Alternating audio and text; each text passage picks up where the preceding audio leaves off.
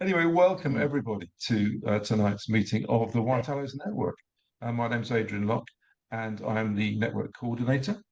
And whether this is your first time or you've been with us for a number of years, these sessions, you are very welcome. And I'm delighted that we have Neil Charlton here with us to take us through this topic, pre-colonial Africa. And I think the idea for this session may well have come out of the steering group meeting and Council of Reference meeting. And I think I'm just trying to remember, Roy, whether it was your idea that we start looking at pre-colonial history as well. I think Um, it that's that, was, or at that's least me and others. Yeah, so I'm really looking right. forward to this. Thought it was. So, it's really good to follow through on that and to be looking at this topic this evening. Before we get into that topic, though, just to give you an indication of what our agenda for this evening, I'm going to remind us of our purpose as a network in just a moment, and the kind of spaces that we try and create, which is some of the ground rules we ask people to keep to in the conversations that we have. I'm going to give you a quick overview of some of the things that I've spotted about race and racism in the news since we last met in, when was it? May? It was April, 30th of April it was last. Before we get into our main topic, and then Neil's going to take us through the topic for about 30, 35 minutes. And then we're going to open up to a whole group discussion when you're able to ask questions or add anything else that you may know to the picture of pre-colonial Africa that we develop. And then just a final piece around the events left. In fact, there's one event left in 2025 in October. And then we will stop the recording at 9:30. If you can hang around for a bit longer, you are very welcome. We usually have some really interesting conversations, and quite often a lot of people, majority, do stay for a little bit longer just to continue with that. But that will be unrecorded. And while the whole session is recorded, any recording that goes online will not feature anyone's faces. And if at any stage you've said something or you think, oh, actually, I don't want that to be recorded, then do let me know. I am the editor of the recordings as well, and so I can edit anything out that you prefer not to be on the recording uh, for eternity. Um, okay, a bit about our aims then as a network. So the White Allies Network was set up to help us to become true allies of people of colour in the fight against racial injustice. Um, Looks like I've entered the waiting room. How strange. Don't quite know what's going on. Anyway, I'm being distracted by messages on my screen. Yes, so the network aims to help us to become true allies of people of colour in the fight against racial injustice. And I'm going to cover that one as well. We learn about ourselves as white people, our histories, our privilege, and our impact in the world. That's a really important part. But also to learn about people of colour, their histories, experiences, and perspectives too. But not just to be a talking shop, but to develop ideas for action that we can take individually, collectively, and in partnership with others towards racial justice.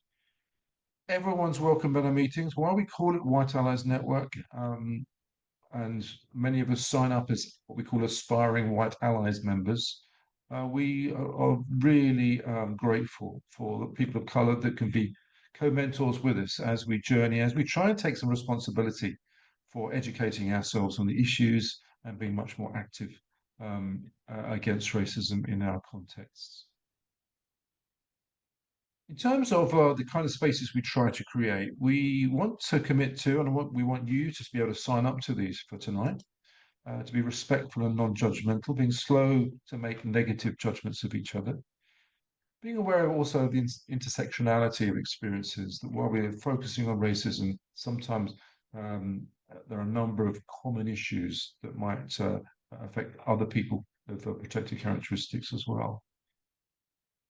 We want to be humble and curious, allowed to own our ignorance. This particular session is one of a series called All Our Yesterdays, trying to fill in the gaps in our histories.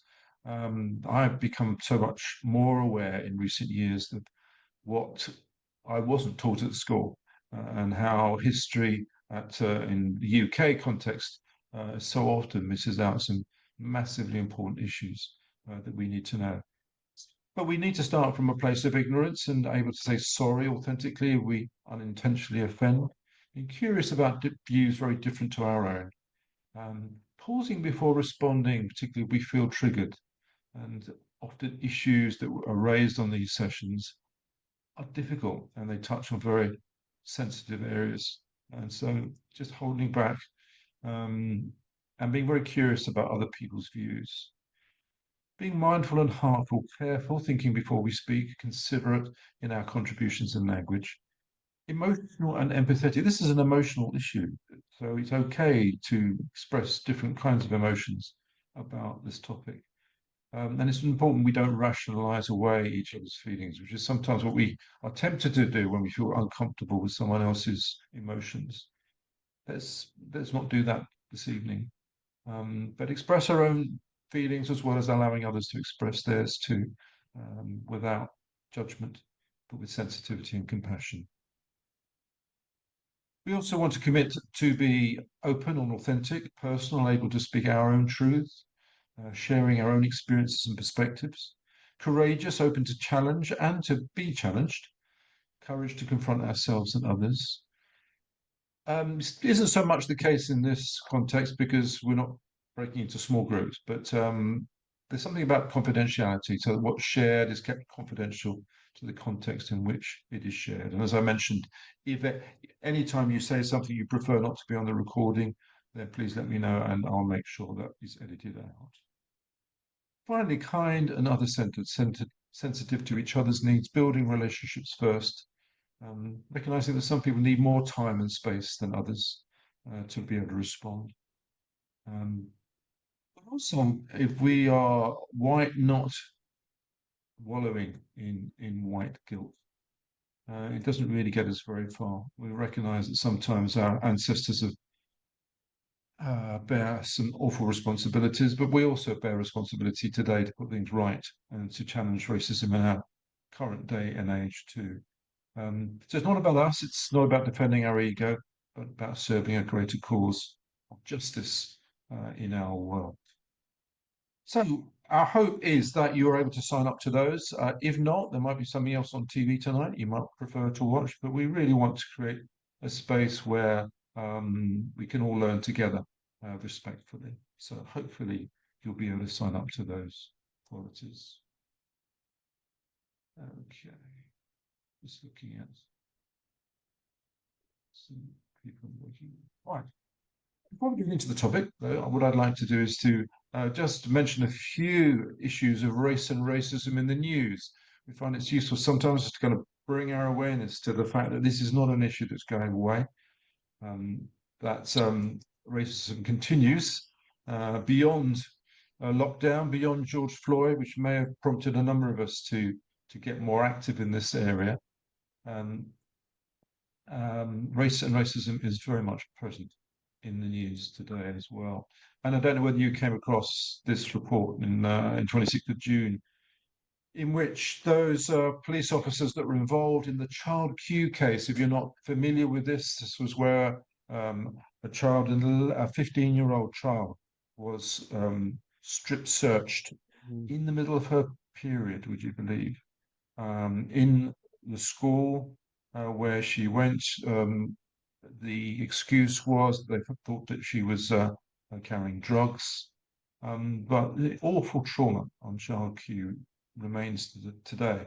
And I think it was confirmed today that two police officers, yes, two police officers were found guilty of gross misconduct, and another one was given over to mourning. But what really I think angered on a lot of people about this report was it acknowledged the inquiry or the panel that black school children were more likely to be treated as older and less vulnerable than their white peers. However, neither age nor race was found to be a factor in the way the 15-year-old child Q was treated.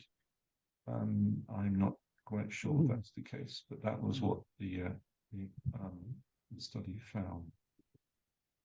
And the poor girl well, she's 20 now, I think, very much traumatized to this very day, and will be for the rest of her life. I'm sad to to acknowledge.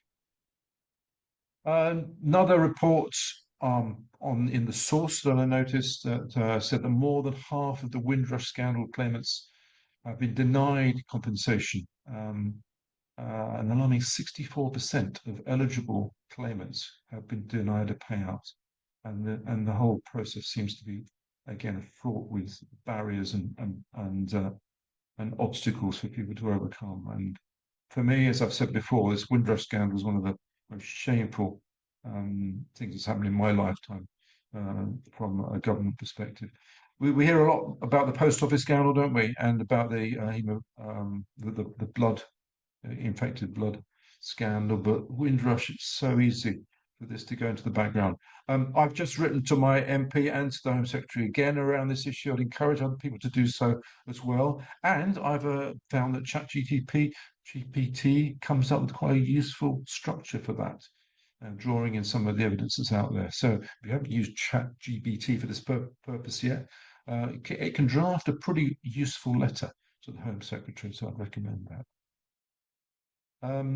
And you see the picture at the bottom of the screen there. Unfortunately, some of the pictures put up in Brixton in Windrush Square, I think it was, were defaced on Windrush Day, 22nd of June. So again, racism is just there on the streets, even when we're trying to celebrate our diversity. The case is building for reparations, we believe, as the reparations group has taken its fight now to Westminster and Brussels, encouraging the King to do an inquiry of his own, whether that will happen or not. But I think this is something that's not going to go away. And the next CARICOM conference, I think it's on the agenda to be discussed as well. So that will continue to be an issue.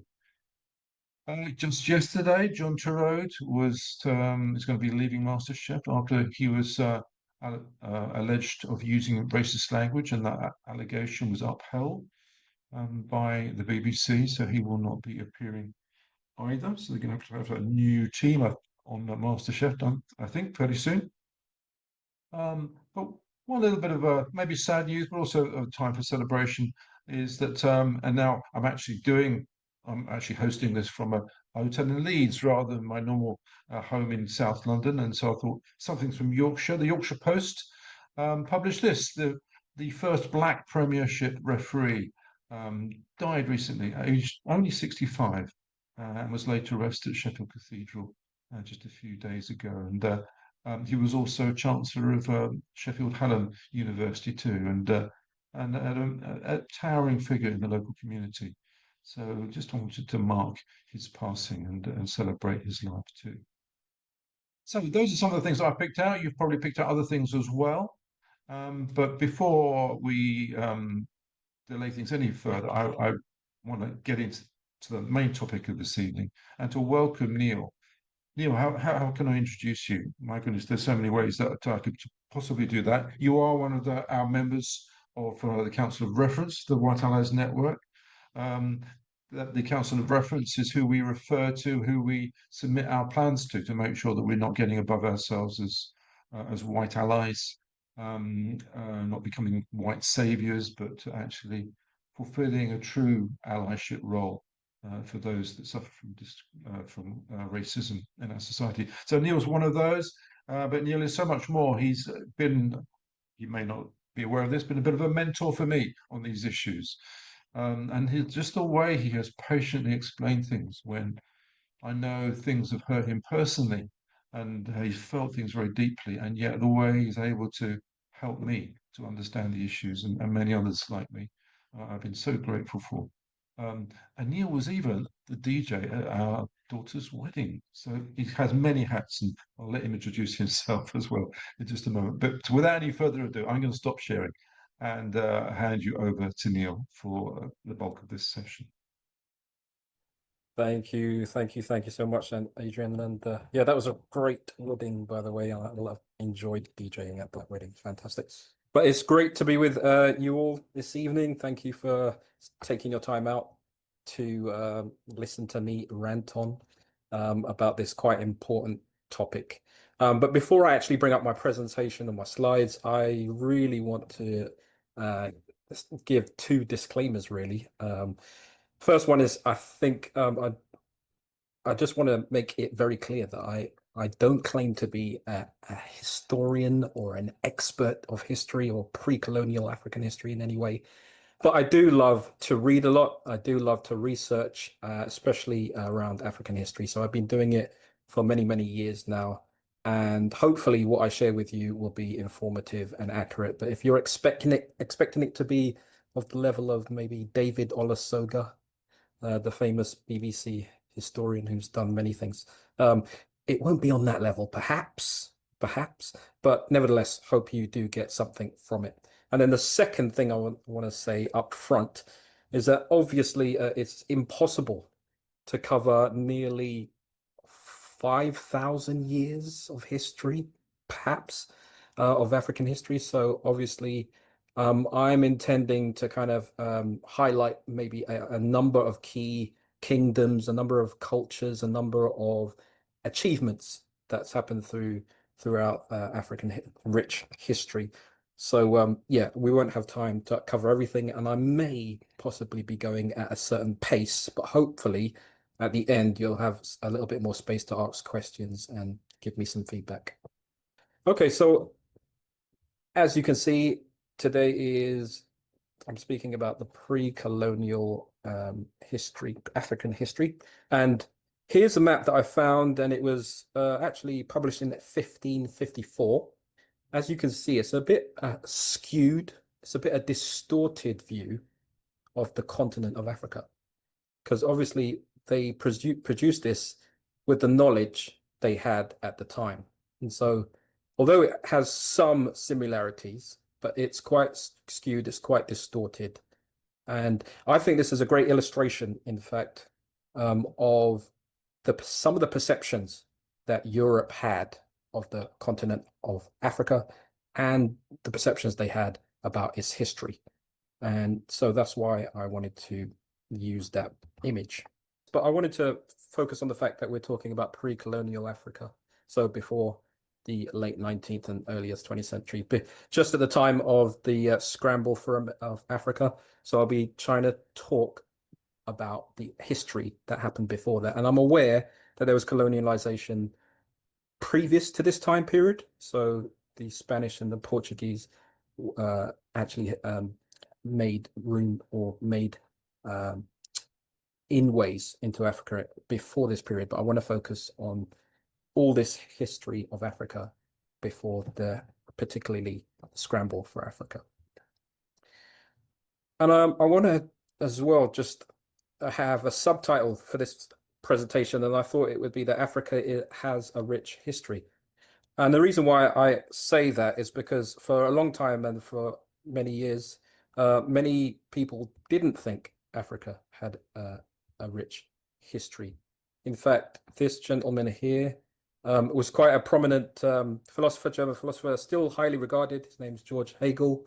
And in 1837, he said this: Africa is no historical part of the world. It has no movement or development to exhibit.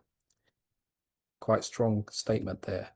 Later on, more recent to us, 1963, a Oxford historian by the name of Hugh Trevor Roper said, there is only the history of the Europeans in Africa. The rest is largely darkness. History, I believe, is essentially a form of movement, but African history is just barbarous tribes in irrelevant corners of the globe.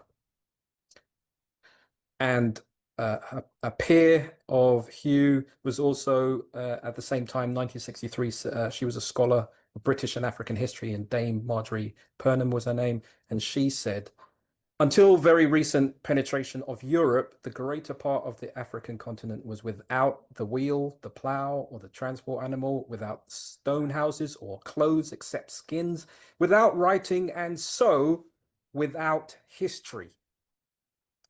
And these are quite eminent historians of their time that said this about Africa and Africa's history. And so I want to challenge that, and many other scholars that I've read challenge this view, because we are aware that Africa has a very rich history of so many different kingdoms, empires, and cultures from in the north, in the south, in the east, and the west, all over the continent. And there are many kingdoms that I could talk about tonight, but obviously because of time, I can't go into detail on every single one. So I'm just going to highlight a few kingdoms and cultures and achievements down through African history. And so where I want to start, though, is approximately 200,000 years BC in East Africa. And the reason why I want to start there is because in about 1980s, some scientists found DNA in East Africa, and they were so amazed by their analysis of this DNA, they ended up calling this DNA the mitochondrial Eve, because they believed that this DNA was the mother of all living humans that are present with us today. And it was through her DNA that all humans came from.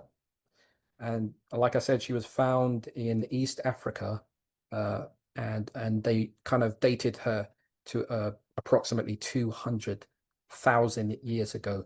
One article referring to this said, what genetics reveal that is that all modern humans, from Berber's shepherds to the banks of the Nile, from Mongolian steppes to Lima's Peruvian slums, from Asian temples to the Manhattan Towers, share a common origin, and that's Africa. We are all come, if we believe these scientists, which we do, I think, that we all descend from this DNA that was found in East Africa. Another historian said it like this: all human history goes back to Africa. All human beings today, as far as we know, come from a small group that lived in East Africa. So isn't it interesting to know that everyone on listening to this presentation today, we are all related. We might be distant cousins, but we're all related back to this original DNA. And it's interesting that in the local tongue, when people describe Africa, because obviously the name Africa is a basically a Greek name that was given to the land, but the actual local name is Al-Kibulan, which, if you translate that into English, means the mother of mankind. So even the local people, the natives, knew that something about the land, that it was the mother of all mankind. So I want to move on to the Naqada culture, or the pre-dynastic Egypt. And when I mention Egypt, again, the local language is would be to use is Kemet, because once again, Egypt was a name that was imputed by outsiders coming to the continent. The local people called it Kemet, which is the land of black, the black land, or the land of the black people. And so I'll be using that word interchangeably throughout this presentation.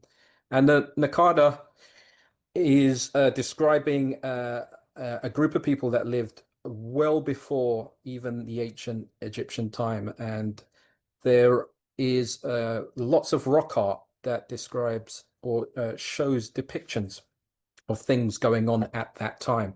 And one of them is called the Cave Swimmers, and it is one of the most famous rock art sites of the Sahara Desert.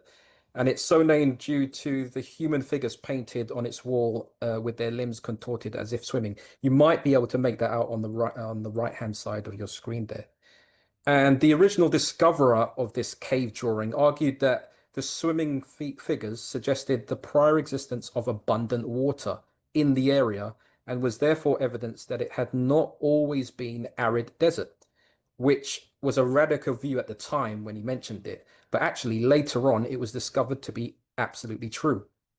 And so many other rock art of this time and in this region show like different animals like antelopes and giraffes and elephants and rhinos and lions and ostriches, even the hippo and the crocodile. And again, this shows that there was, it kind of gives us an idea that there may have been pools and rivers in what we now know today as desert. And so like all of African's rock art throughout the continent, and this is not just in one part, it's not just in the Sahara, but it's all across the continent. This art was more than just a simple record of daily life. As we can see that creatures, some of the creatures they drew were part human, part animal, giraffe, with lines emanating out of their mouths, and many other mysterious beings. And so this art speaks of an ancient kind of African ingenuity, speaks of creativity, it speaks of culture, it speaks of even spirituality of some kind. And the Nakada culture was built up from the early farming villages of the Nile Valley, which developed into towns and cities under local rulers. And they were skilled craftspeople who produced decorated ceramics and metalwork. They were not simple people to be able to create these things. One of the key players at that time was a person called Nama, and Nama was a key figure in the pre-dynastic period because he apparently united the lower and upper part of Egypt, or Kemet, and he set the stage for many of the wonders that we see in the Egyptian civilization. And actually, he became the very first pharaoh. If you can see on the left-hand side, that tall figure with the big hat, that's Nama. And this carved stone palette commemorates the victories of Nama and provides one of the earliest known depictions of an Egyptian or Kemet king. And again, to be able to create these things that you're looking at right now takes skill, it takes creativity, it takes an intentionality as well to preserve African history. And someone did a rendition or a recreation of what Nama may have looked like, and they suggest he may have looked like something like this. And in 3150, Nama, the same individual, whose name was also Menes, founded the capital at Memphis. And so today we know it as Cairo, but back then it was named as Memphis. And Memphis was not only a political capital, but it was also a cultural and religious hub. It housed numerous temples, including the famous Temple of Ptah. And this is, again, another rendition of this famous temple there. And they dedicate it to the creation, to the god of creation and to craftsmen. And the city's strategic location along the Nile River and its proximity to trade routes made Memphis a thriving economic center. In fact, one historian wrote about the ancient Egyptian or Kemet people, and he said this. He described them as a society of scientists, scholars, organized religions with organized priesthoods, mathematicians, scribes, architects, engineers, standing armies and generals, stone and brick masons, carpenters, artists, sculptors, cloth makers, farmers, teachers, gold and silver smiths, blacksmiths, and so on, through the widest spectrum of an advanced society. That was the words from Dr. Chancellor Williams, historian. And so I just wanted to put it into chronological context. It might help you to think about it in this way. When Memphis was established, it was, as I said, it was established as a city in 3150 BC. Babylon was only established as a city much later in 2100 BC. Jerusalem was established as a city in 1400 BC. Athens was only a village, not a city, a village in 1200 BC. And Rome only became a village in 1000 BC and a larger town, not a city, but a larger town in 250 BC. Hopefully that gives you a kind of a chronological context of that period and how significant Memphis was. So I'm going to move on to the Kingdom of Kerma, which is in Sudan. And by around 2500 BC, a powerful kingdom had developed in northern Sudan, centered on the town of Kerma, as you can see on the map there. And the kingdom rapidly expanded its cultural influence far upstream, and the city-state of Kerma ruled a large area in the Nile Valley and engaged with the neighboring kingdom of Egypt, or Kemet, up to the north. And the city of Kerma was fairly complex. Hopefully you can see there's many things in this city here that is shown in a model. They had high walls, they had circular houses, they had houses with gardens, they had royal audience chambers and storerooms. They also had a defufa, and a defufa were multi-story religious or ceremonial structures made from sun-dried mud bricks. And they are the most amongst the earliest monumental structures in sub-Saharan Africa. And out of this culture came a lot of pottery as well. So they call it Kerma pottery, which shows high levels of craftsmanship for its time. And there are some of them there. Moving on to the Kingdom of Kush. The Kingdom of Kush was one of the most influential civilizations of ancient Africa, located in what we know now as Sudan and southern Egypt. And the Kushites experienced 500 years of Egyptian rule, but later became independent kingdom. And around 750 AD, they even conquered Egypt. And at its most powerful, the Kingdom of Kush ruled over an empire extending from central Sudan to all the way to the Mediterranean. And Kush was known for its powerful rulers, rich trade networks, military strength, and artistic achievements. And Takarka, who is this person represented on the left-hand side, was one of the rulers. And in fact, he ruled Egypt as a pharaoh in the 25th dynasty. So this Kushite leader ruled Egypt. And interestingly, they spoke their own language as well and developed their own writing script called Meroitic. That's it, Meroitic. And they had also, their culture was very advanced because it included very many pyramid tombs that are similarly found in Egypt. I want to move on to the Kingdom of Askum, which is in Ethiopia. And Askum, at its largest extent, included areas in the present-day northern Ethiopia, Eritrea, eastern Sudan, and even southeast Yemen. And it developed widespread trade links and exported precious metals and ivory to the Roman Empire and Arabia. And Askum was one of, I don't know if you knew this, but it was one of the first Christian kingdoms in the world to adopt Christianity at around 350 AD. And this is well before any Europeans went out as missionaries to Africa. They received or welcomed Christianity into their culture, into their life, well before any Europeans went there. And Askums were also very known for their obelisks, as you can see here. And this is the Great Stele, and it was about 108 feet long, and I'm reliably informed that's about 13-story building. That's about a 13-story building, and it was about 500 tons. And according to ChatGPT, that's equivalent to about 87 adult elephants.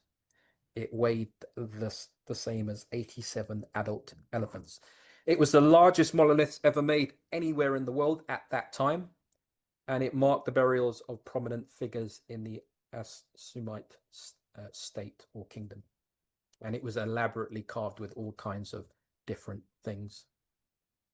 And like I said, they embraced Christianity very early. This is actually a church that still exists today, and it was established in 330 AD. That is super early. And again, this was long before any missionaries from Europe went to the land. They also had palaces, and this particular palace you can see in front of you is just a rendition, and it was a huge complex, and it was the largest known Ascomite structure, measuring approximately 10,000 square meters. So again, I think that's roughly 100 UK houses put together all at the same time. That space of 100 UK houses together would probably be about 10,000 square feet. I'm reliably informed.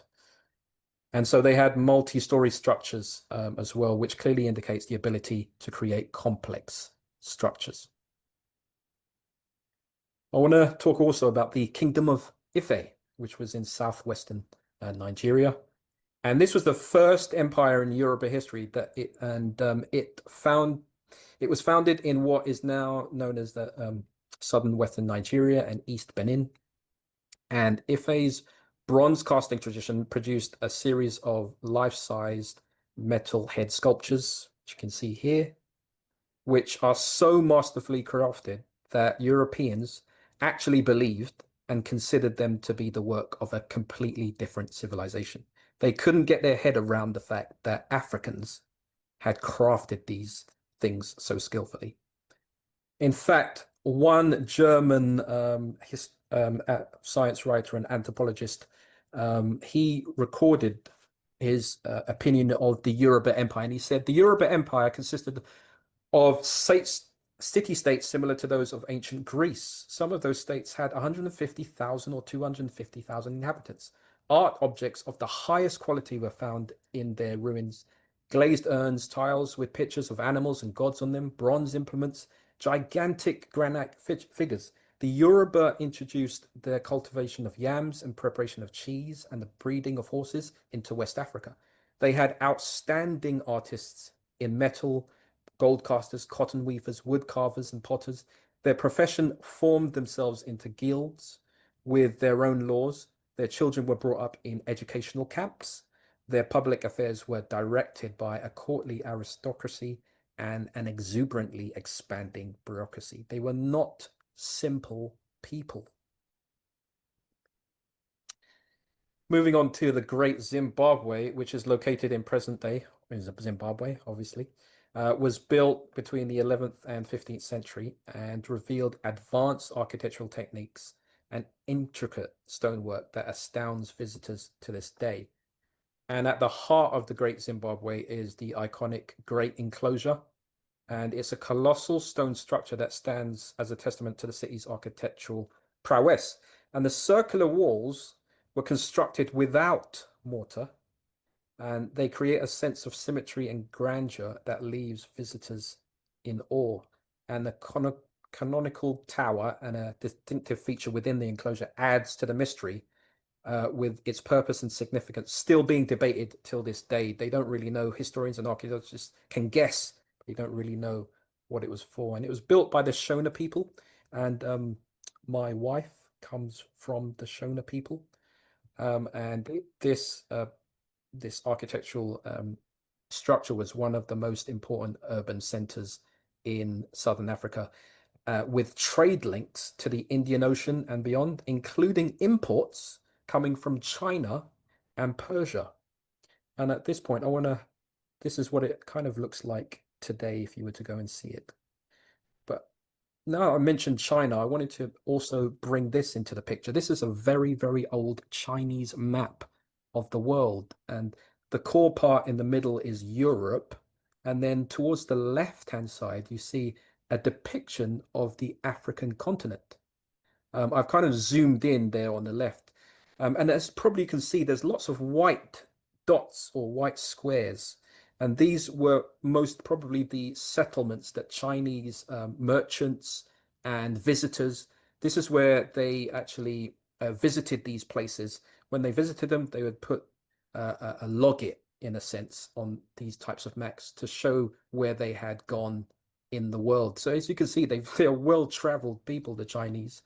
And I find the quote down below really interesting, that it says that the Chinese had some presence in Africa, so-called non-existent history. So referring back to the scholars before who said Africa had no history.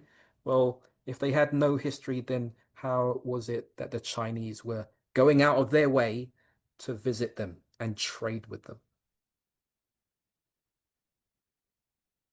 I want to mention the Kingdom of Benin. Kingdom of Benin was based in Nigeria, and in 1504 the king commissioned Benin bronzes, which included the famous Queen Ida bust, which you can see there on the right hand side. And a professor, in speaking of these amazing Benin bronzes, said these works from Benin are equal to the very finest examples of European casting technique. Benvenuto Cellini, who was at the time Italy's most preeminent sculptor, could not have cast them better, nor could anyone else before or after him. Technically, these bronzes represent the very highest possible achievement. And sadly, though, some of you may know this, but in 1897, the British Army invaded and plundered the Benin Kingdom and exiled the king. They stole thousands of priceless artifacts, and some of them are still sitting in British museums and other foreign museums around the world, private collections as well. And the British decided to burn the entire city down. I love what David Olusoga says here in regards to the bronze Benin bronzes and the artistry. He said the very existence of these works of art represented a challenge to the dominant ideas of the time, ideas that underpinned an empire, which is why many of them, many scholars in previous decades, and to some extent, partly still now, find it really difficult to believe that actually Africans would have this level of skill or craftsmanship, because it challenges their ideas. And so, yeah, in referring to stolen treasures, an unknown North author wrote this. They told us that our ancestors added nothing to civilization because they weren't civilized, yet their museums are filled with stolen treasures from all over Africa, made in the image and likeness of our African ancestors. Quite a profound thing to say. I'm going to move on to the reign of Mansa Musa, and rather than talk through this, I thought I'd play a video, and so hopefully you'll be able to hear this when I play it.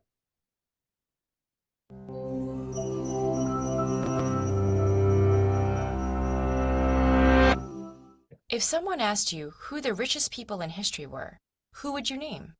Perhaps a billionaire banker or corporate mogul like Bill Gates or John D. Rockefeller. How about African King Musa Kita I?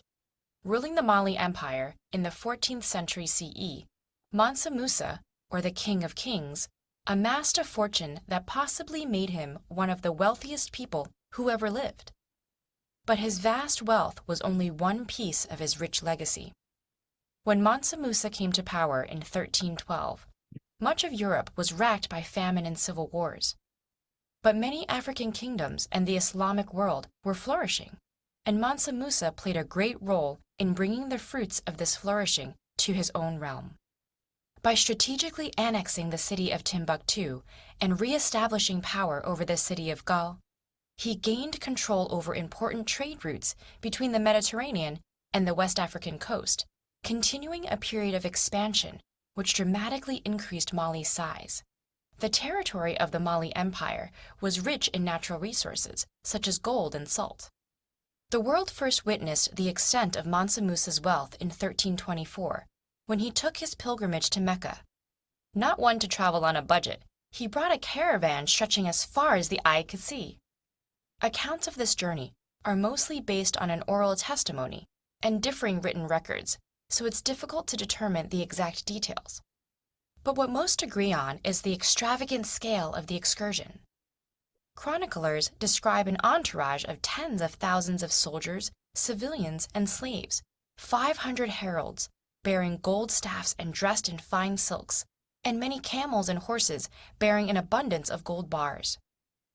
Stopping in cities such as Cairo, Mansa Musa is said to have spent massive quantities of gold, giving to the poor, buying souvenirs, and even having mosques built along the way. In fact, his spending may have destabilized the regional economy, causing mass inflation. This journey reportedly took over a year, and by the time Mansa Musa returned, tales of his amazing wealth had spread to the ports of the Mediterranean.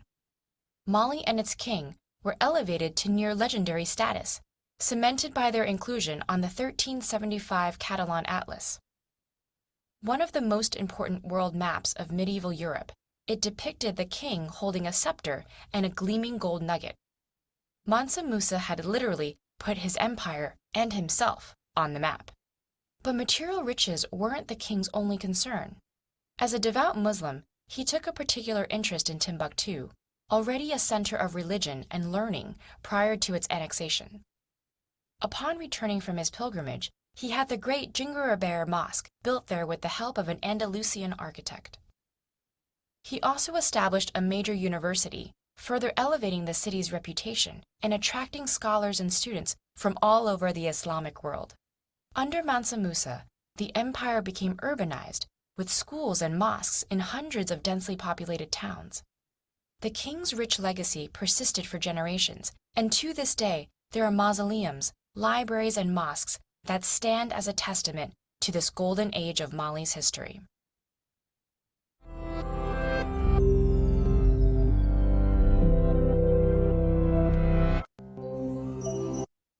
Hopefully you found that informative.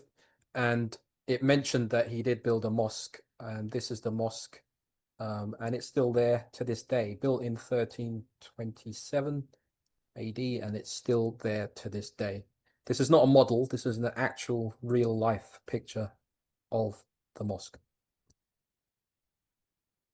And so I'm going to bring things to a close at that point. There's so much more I could say. I'm only kind of touching the tip of the iceberg, so to speak, when it comes to African history. So much more that could be said, because the history is so rich. But what I think I want to close on is this particular thought. I don't know if you've ever seen this image before about the true size of Africa and comparing it to other known continents or countries.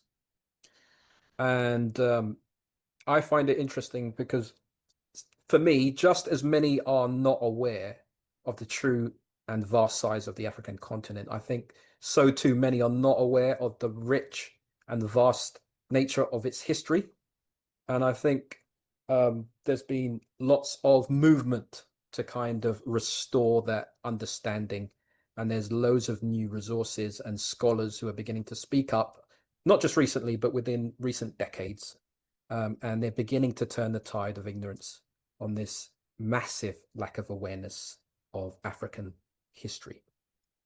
I think I'll close it there.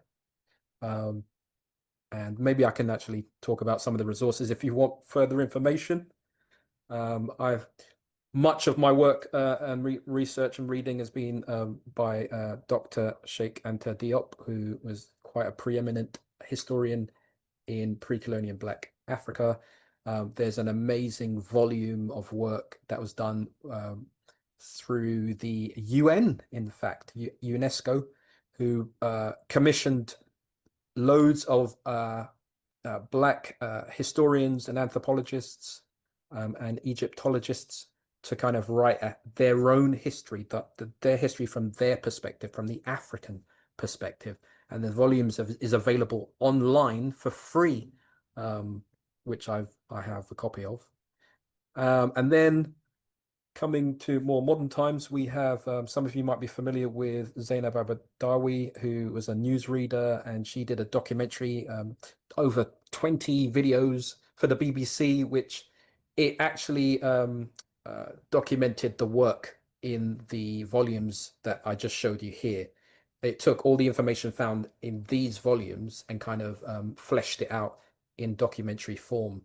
And so that was done with the BBC, but then she's now gone on to write her own book called An African History of Africa. Again, it's writing about the history of Africa, but from an African perspective, rather than what's usually done or has been done in the past, which is Africa from a European perspective.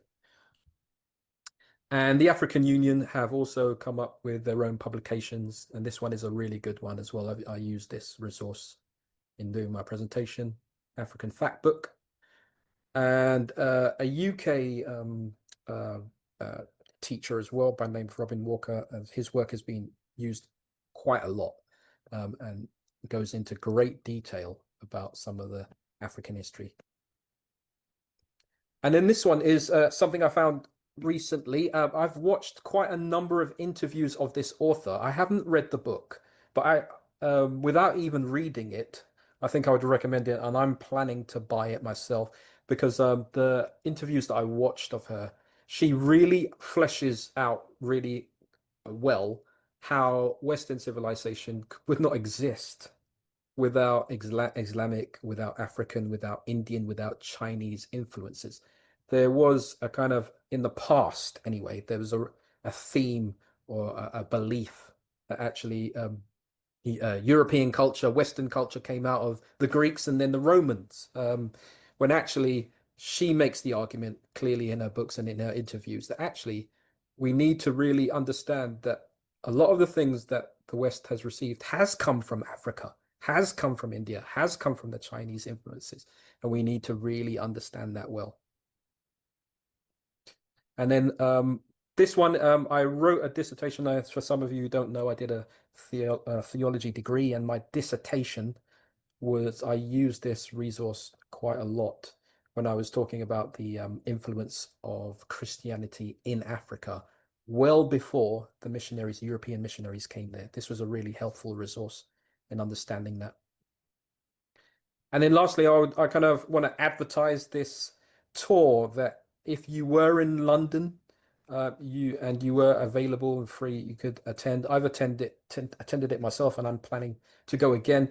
It's just a simple tour, and it's led by the gentleman who you can see pointing to the Benin bronzes. His name is Mark, and he just takes ordinary people through the British Museum and stops off occasionally at various items and artifacts, and just explains from the African perspective what they might be. So a lot of the things we see in the British Museum are don't always go into great detail about some of these things, and I think going on something like this, a tour like this, was really helpful.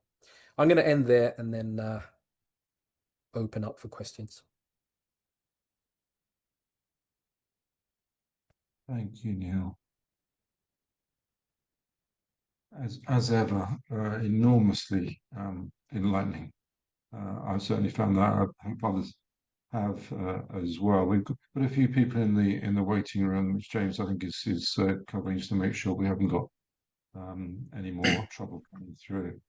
But yeah, and as Neil alluded to, we kind of gave him an impossible task, but he likes a challenge. So to be able to cover pre-colonial African history in half an hour session is just completely impossible. But wow, you've really opened up our eyes and shown us things that I'm sure most of us here had no idea about. But let's just open the floor.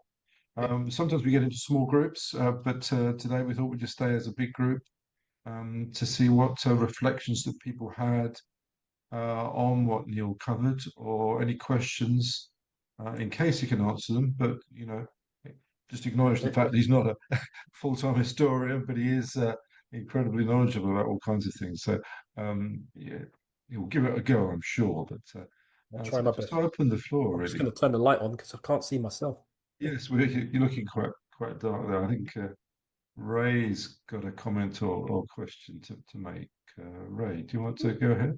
Yeah, thanks, Neil. I mean, I think what it shows, Neil, is that actually these were immensely powerful kingdoms across Africa. And I was reading just a couple of days ago that the name Candace, which is a very popular name, was the name given to Kushite queens who were immensely powerful. And one of them even beat Caesar Augustus to a standstill and forced him to create a treaty with them that protected the kingdom of Kush from any future Roman incursions. Yeah. So amazing achievements that we don't really hear about or haven't heard about until they're beginning to emerge now.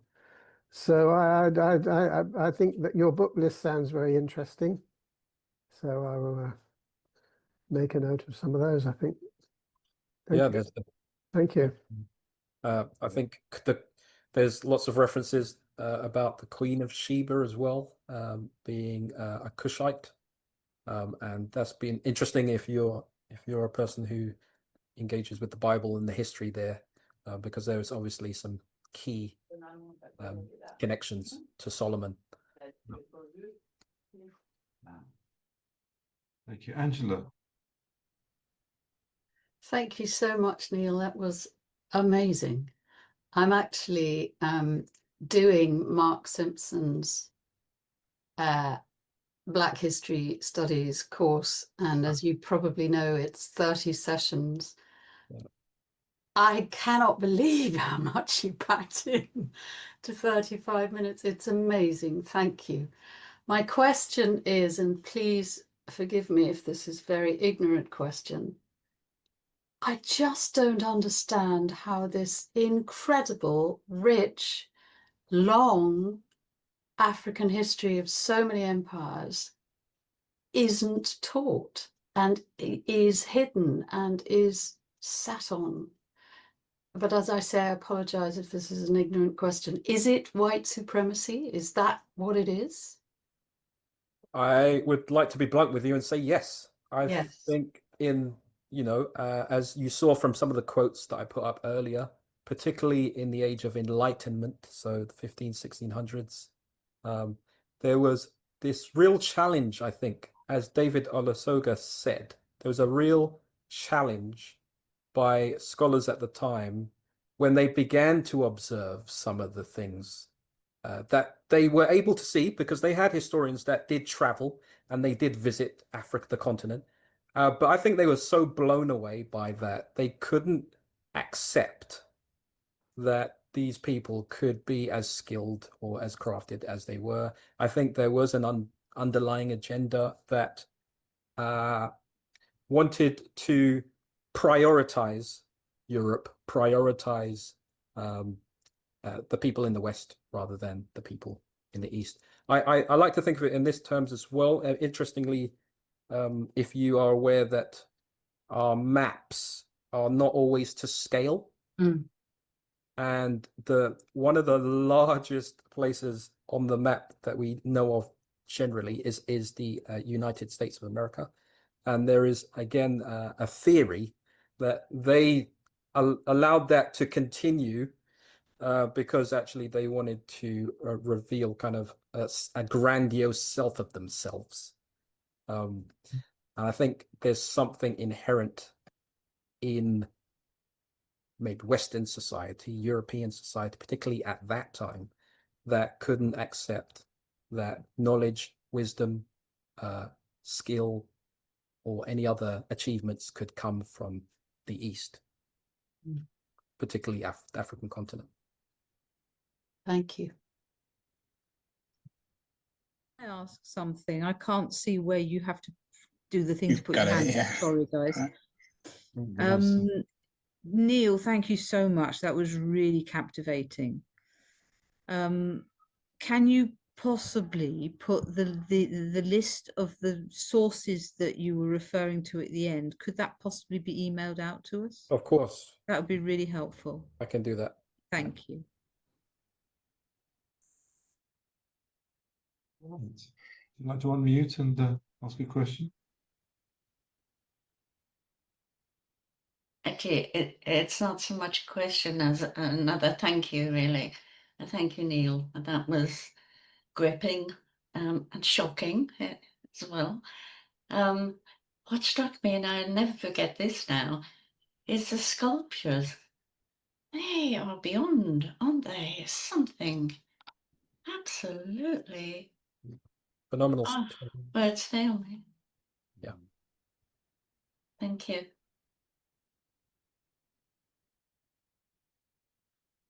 No.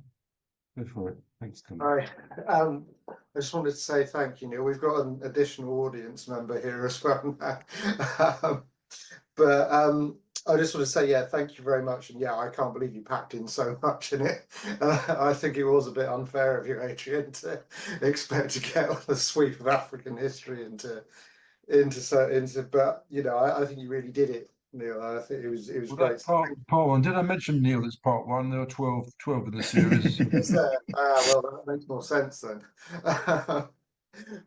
Yeah, I was just going to say, I don't go too deeply into it, Neil, if you don't want to, but it's a bit of a sort of nerdy history question. But one theory or one sort of perspective that I've help. I've sort of come across, and this does help me to try and understand African history, because it's so huge and vast and rich, as you say, and is sort of the perspective of coming at Africa from as a sort of place of great diversity as well, because there's so much. You know, it's I think I'm right in saying it's the most genetically diverse, religiously diverse, culturally diverse place on the planet. Yeah, Um, absolutely correct in saying yeah. that. Did you have a I'm question? just, off the back of well, that? I think the question is really, you know, I don't know if you've come across that sort of perspective, that kind of way of looking at African history, and whether that you find that sort of a helpful lens through which to view it. Yeah, I mean, you're absolutely right in saying the diversity within African continent itself is it's almost phenomenal. It blew me away when I did my dissertation on the Christianity and the diversity of thought within the continent actually aided the advancement of Western Christianity in Europe. And so, yeah, I think it's true about many different languages. And the genetic pool is so incredibly diverse as well. So, yeah, I think I think I mentioned this in my own dissertation. I think that if you want to accept that there is a God, I think he or she may have done this on purpose, purposely created such diversity in that space, and then out of that diversity came many other different nations, and obviously we know about the migration to other lands, etc., etc. I think there's something to be said about the beauty of diversity and the absolutely essential need for it. Thank you. I know I mentioned this on earlier sessions, but a few years ago I did a DNA kind of test of living DNA, and it actually shows the migration map of your ancestors, and to actually see both male and female lines going back to somewhere in the middle of Africa. Ever since then, I've kind of seen myself as a faded African more than anything else, because we all have our origins there, and it was quite a profound moment to really have a sense of that. But coming back to your points about when you're talking about your dissertation, Neil, it's also true, isn't it, that Augustine of Hippo, who you know, was seen as one of the early church fathers, wasn't he?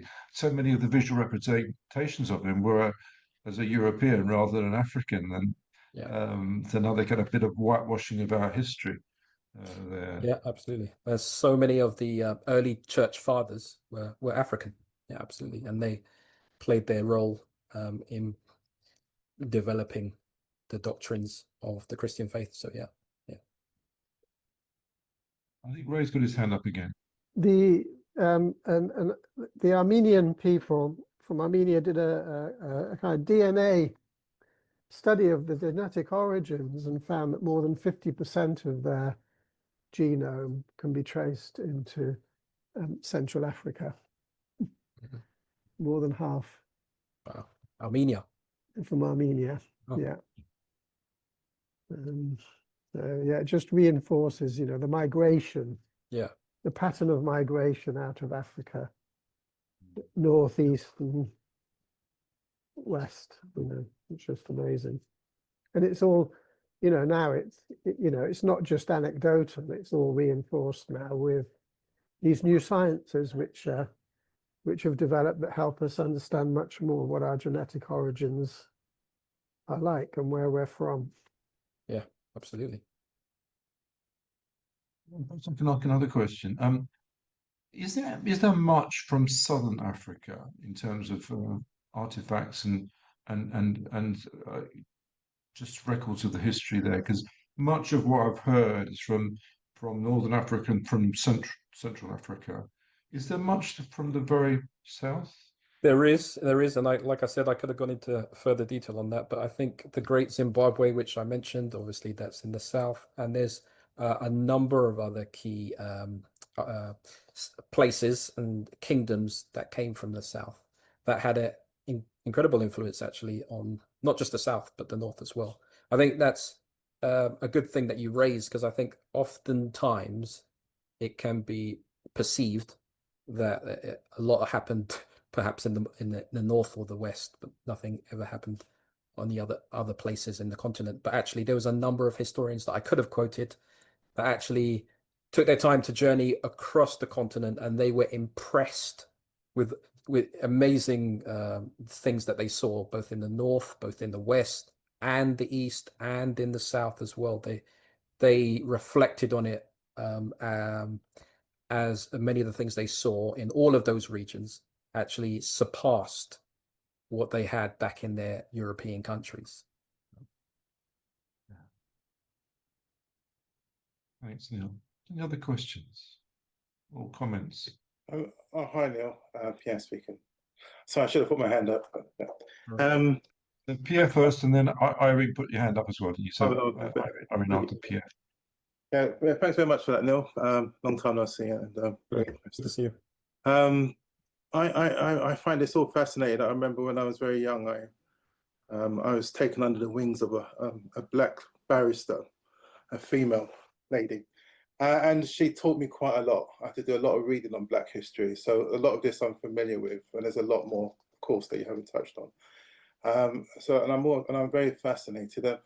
I think the only question, I mean, there's a few questions actually. I think first of all, I was wondering, I think I read somewhere that one of the African tribes, possibly Ethiopia, their DNA has been tested to be connected to the Levitical priesthood or something like that. And I was wondering if you've heard anything similar to that. Yes.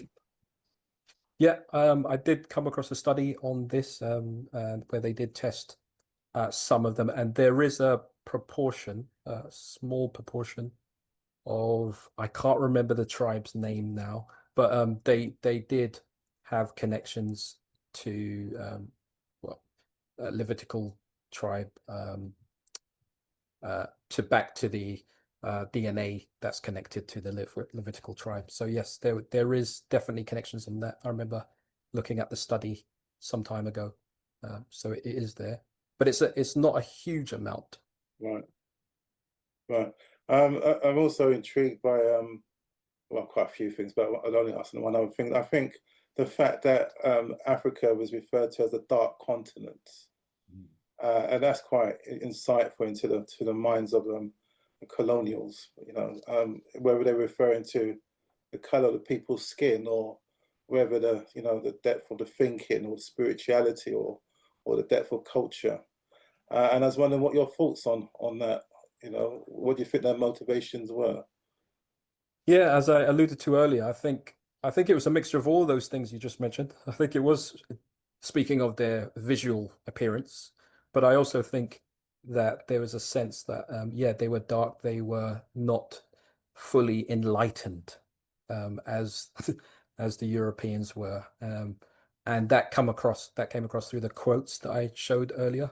I don't know if you caught that, but there's so many others of that period, from the 1800s on, even before that actually, and even to within our lifetime, some people still challenging some of the narratives that many of people like myself and others who are more eminent than myself are trying to restore, and so yeah. Could I add a quote, please, to just remind me? My mind is made up. Don't confuse me with the facts. I like that. Yeah, thanks, I like Colette. that. Irene, you wanted to say something. Oh, well, yeah, marvelous. So thanks, Neil. That's all. No. Wow. Yeah. I have to say, I'm not surprised China kind of connected with Africa. To me, it's really obvious and doesn't Yes. surprise me at all. And the history of China kind of going out to explore, I think, and yeah, just doesn't surprise me at all. Definitely. But then a lot of nations, other than I think what strikes me is just who are the authors of recorded history that have been collected over time, which are then, you know, logged and kept in our libraries and stuff. And it's white educated men, you know, for the most part. And yeah, so why would they have any reason to record history that's coming out of Africa or China or India or anywhere else? You know, because it doesn't really matter, and it's not really relevant to me and my, you know, Western European or mind or the narrative, you know, that I'm trying to create for myself and my, you know, and my next generations and stuff. So, you know, when you're like saying, like I said, which is why I laugh, because it's like, yeah, of course China went exploring, of course Africa was open, of course Africa made amazing, like, you know, these sculptures. Of course, all of this development was happening around the world. The fact that it was or wasn't recorded isn't actually a reflection of, you know, again, of the reality, you know, or truth. So, yeah, I'm just standing with you on it, and, you know, affirming what you've found and kind of, you know, sourced for us to present today, but also that, you know, it echoes in exactly the same way for, you know, Asia, Southeast Asia, white people too. Absolutely, absolutely. And to push a little bit further on what you're saying, because I agree. I think I've mentioned this maybe to Adrian in another WhatsApp group somewhere, but when a bit like what you mentioned, Colette, about don't challenge me with the facts, I think there's sometimes, if you take the curtains apart and see what's really behind the curtain, there can be a level of cognitive dissonance. So it really challenges the heart or the mind as well. If somebody says that the narrative that you've always believed in is not correct, it's a real challenge to all of us, to myself even.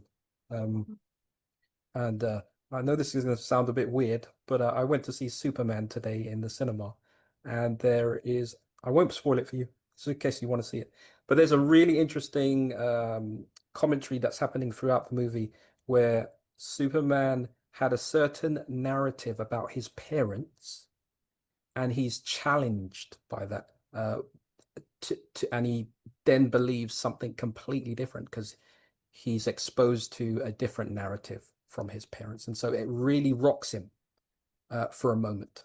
And I think that's what happens when we try to kind of investigate history from the African's perspective and challenging from a different perspective, from a European perspective. I think it's really a difficult thing to embrace, but I think it's worth it. Unfortunately, it is, you know, a symptom of mankind's own, you know, ego and need to promote self. So in some ways it's not surprising, but the fact that, you know, history is so white dominant, you know.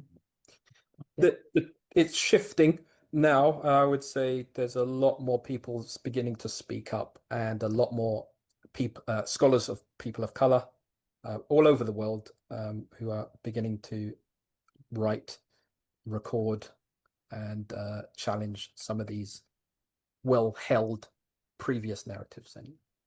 And I think I often hear from those who don't like to be open to these things that they're rewriting history, is the common phrase. They're rewriting history. Well, actually, like you said, Irene, I think a lot of previous history has been written through a certain filter. History. Exactly. And it's what about just writing history? This writing unwritten history.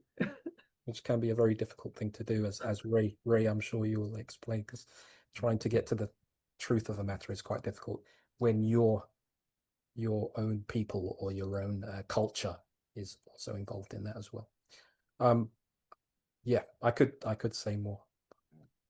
I think you were directly quoting from Boris Johnson's speech at a Tory party conference, weren't you, in terms of, you say, we won't allow them to rewrite history. And I'm thinking, well, was it Churchill that says, "Or history will be kind to me because I intend to write it," or something. And I think Yeah. that's more or Yeah. less what Boris Johnson was advocating as well. I'm also really conscious. I used to devour my sister on the screen here will probably uh, uh, acknowledge this. I used to devour encyclopedias and just all kinds of history stuff, and just the images of Africa there, just what I was imbibed as a child, were not of an advanced nation or of any civilization. It was of the dark continent being rescued by white colonizers. So, we need to sometimes go back into our own history, don't we, to be able to see how much we've been whitewashed on that one. Rob, you've had your hand up very patiently for a while. Well, thanks, Adrian. Yeah, I just wanted to, well, just to add to a comment on rewriting history. I mean, I think someone else said it before me, but you're not doing it right if you're not rewriting it. That's the. I like that. And but just there was just a couple of other things that I wanted to sort of just mention because I'd found them really insightful when I first discovered them and sort of read about them. Was when we've talked a bit about enlightenment and sort of the enlightenment as we had in Europe, but there's a very, I think there's a, well, sort of, he's not that famous outside of Africa, I don't think, but there's a philosopher, an Aksumite philosopher, I think, called Zera Yakub, who prefigures, he writes about 100 years before the Enlightenment period in Europe, and he prefigures a lot of the ideas that come out. So there is a sort of a theory that, a lot, he influenced people like some of the great Enlightenment philosophers like Descartes and Rousseau and people like that were actually drawing from an African philosopher and from African sort of foundations of thought and things like that. And I think that when we talked about Mali as well, I think an exploration and how the Chinese were great explorers as well, and I think the Africans were as well. I believe was it Mansa Musa's predecessor. I think there's some evidence to suggest he undertook great sea voyages and built huge exploration fleets and things like that. And so there's also, and then again with Mali, the one thing I loved was the Constitution. I can't remember the right name of the document, but it's commonly known in English as the sort of Malian Constitution, and it's roughly contemporary with Magna Carta. And if you put the two documents side by side, it's amazing how modern the Mali Constitution seems when compared with Magna Carta. Magna Carta is basically all about a load of rich guys trying to enforce their rights, whereas the Malian Constitution is much more like a modern constitution, and it's incredible the sort of advanced level of thought that there is there, I think. And I just wanted to sort of add those things because they were, they really opened my eyes. Absolutely. There's lots of stuff I can touch on there, but I think, going back to the ancient Kemet or Egyptians, they had a code or a document called the Mayat. Okay. And so in there, you can see things such as an eye for an eye. You can see have respect for your neighbor. You can see and all of these interesting thoughts that come through Judeo-Christian kind of understanding. And interestingly, we should know the history that the Jewish people were very close geographically and spent a lot of time in and around Africa. And so there is the common thought that actually quite a lot of the human rights codes, or if you want to call it that, were kind of imbibed by them and then kind of reshaped. I'll leave it there because I don't want to upset anybody else. Thank you. Thanks, Neil. And we could probably do a whole session on just Mali because of the history of that part of Africa too. Something that I came across just in my own reading was the advances in astronomy. The Dogon tribe, apparently over in that part of the world, knew far more about the Sirius star system. Apparently, I'm not an astronomer, so I could be talking through the backside here. But basically, they predicted there was a star within the Sirius star system that wasn't physically visible, and was only actually confirmed by advanced telescopes in 1970s, would you believe? And this was way back for 400-500 years ago.